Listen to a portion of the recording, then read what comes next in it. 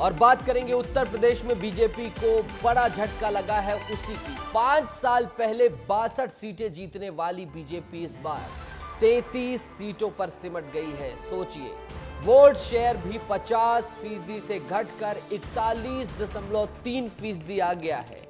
लगभग 9% का vote share घटा है और 33 सीटें भारतीय जनता पार्टी सिमट गई 33 सीटों पर आकर, जो सीटें 62 हुआ करती थी उसकी।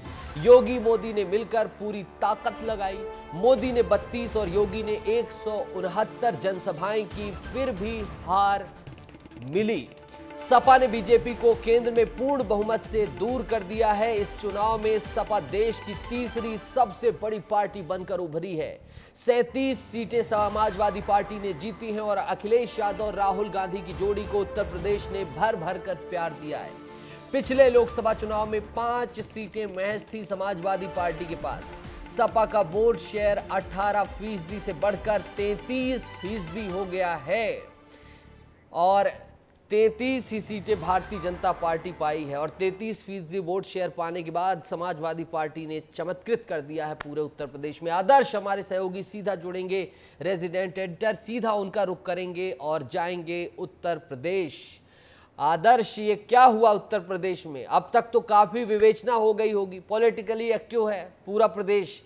क्या हुआ है, क्या क्या कारण रहे कि भारतीय जनता पार्टी 9% वोट नीचे आया और इतनी सारी सीटें गंवा बैठी?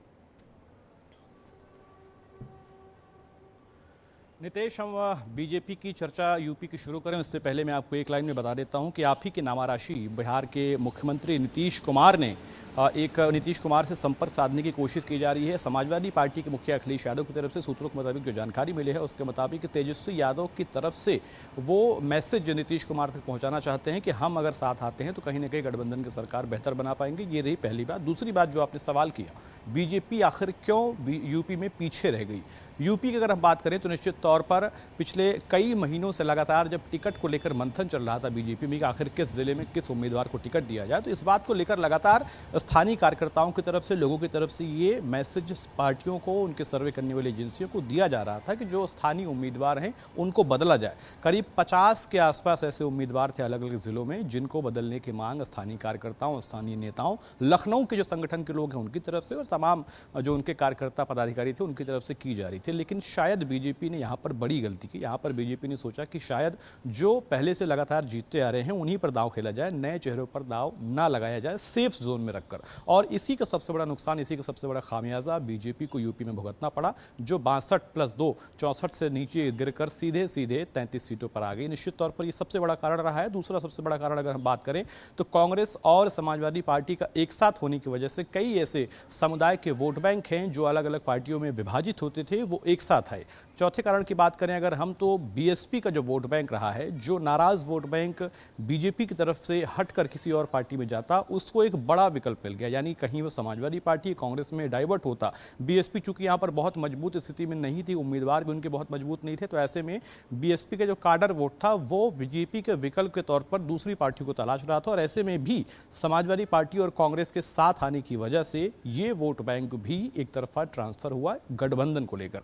तो ये वो 3 या 4 बड़े कारण हैं जिसकी वजह से बीजेपी को यहां पर नुकसान हुआ, जिसमें सबसे बड़ा कारण यह है कि बीजेपी ने टिकटों को लेकर सही रणनीति नहीं बनाई और साथ ही साथ समाजवादी पार्टी ने अपने टिकट जातिगत आधार पर भी दिए, जिसमें ना सिर्फ उनके इंटैक्ट वोट बैंक साथ रहे बल्कि साथ साथ वो वोट बैंक जो उनसे दूर रहते थे, चाहे हम पटेल की बात करें, सरोज की बात करें, मुस्लिम वोट बैंक की बात करें, जो उनसे दूर रहते थे, वो वोट बैंक भी उनके साथ है। तो निश्चित तौर पर ये 3-4 बड़े कारण हैं नीतीश। लेकिन आदर्श, सबसे बड़ा सवाल यही खड़ा होता है कि फैजाबाद में भारतीय जनता पार्टी की मात क्यों हुई? राम मंदिर बनाया गया, 22 तारीख को भव्य उद्घाटन किया गया, जोर शोर से अयोध्या मॉडल की बात की गई पूरे देश में, लेकिन फैजाबाद सीट हारना भारतीय जनता पार्टी के लिए बहुत ही ज्यादा सवालिया निशान खड़ा करने वाला है। क्यों वहां पर हार हुई, क्या वहां के विश्लेषक बताते हैं, क्या कुछ जानकारी है, और क्यों राम मंदिर का उतना प्रभाव नहीं दिखाई दिया और जो कुछ फैक्टर थे वो प्रभावी हो गए?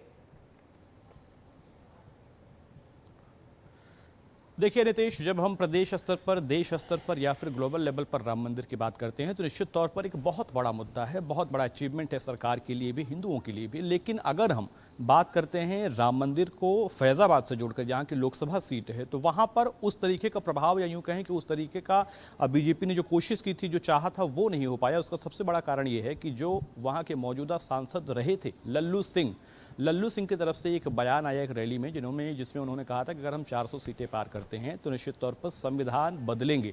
संविधान बदलने की ये बात जो है, इतना बड़ा सेटबैक बीजेपी के लिए हुआ, जिसका नुकसान ना सिर्फ पूरे यूपी में, देश के अलग अलग हिस्सों में हुआ, बल्कि इसके साथ साथ फैज़ाबाद अयोध्या लोकसभा सीट पर भी हुआ। और उसी का कारण है कि जो वोट बैंक था, SC/ST वोट बैंक था, ओबीसी वोट बैंक था, जिनको आरक्षण का लाभ मिलता है, वो वोट बैंक सीधे तौर पर ट्रांसफर हो गया गठबंधन को लेकर। और यही सबसे बड़ा कारण रहा है जिसकी वजह से राहुल गांधी अपने हाथ में संविधान की प्रति लेकर घूमते थे, हर जगह पर बताते थे, दिखाते थे कि देखिए ये संविधान है, बाबा साहेब डॉक्टर भीमराव अम्बेडकर का बनाया हुआ संविधान है, और इसको बदलने की बात कर रही है बीजेपी। यानी एक बयान की वजह से ना सिर्फ यूपी और देश के अलग अलग हिस्सों में नुकसान हुआ, बल्कि वो सीट जिसको लेकर सबसे ज्यादा आशान्वित बीजेपी थी, अयोध्या फैजाबाद, वो सीट भी हार गई बीजेपी। ये भी बहुत बड़ी चर्चा का विषय है कि आखिर ये बात कि संविधान में बदलाव हो जाएगा, ये कितनी प्रभावी हुई है। लेकिन जिस मुद्दे को लेकर भारतीय जनता पार्टी देश में गई, वो मुद्दा मध्य प्रदेश, छत्तीसगढ़, कई जगहों पर कारगर हुआ, लेकिन अयोध्या में ही नहीं हुआ और उत्तर प्रदेश में ही नहीं हुआ। और जो दूसरी चीज ये है कि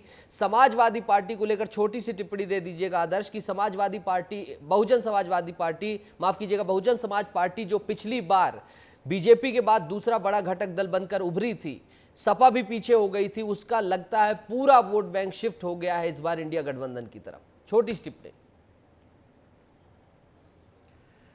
देखिए नीतीश, बिल्कुल मैं बहुत कम शब्दों में बताऊंगा कि ये पूरा वोट बैंक शिफ्ट नहीं हुआ है, बल्कि उनका काडर वोट बैंक बीजेपी और इंडिया गठबंधन दोनों में गया है। जहां पर इंडिया गठबंधन के लोगों ने जातिगत आधार पर टिकट दिए, वहां पर वो वोट बैंक शिफ्ट हुआ, और उसके साथ साथ बीजेपी की योजनाओं के लाभ के साथ शिफ्ट हुआ। तो सबसे बड़ा नुकसान इसमें बीएसपी को ही है, जहाँ पर एक समय में वो लगातार मुख्यमंत्री रहा करते थे, उनकी पार्टी के कई सांसद देश में रहा करते थे, जहाँ पर वहीं उसी बीएसपी का यूपी में एक भी सांसद नहीं है इस समय। नीतीश।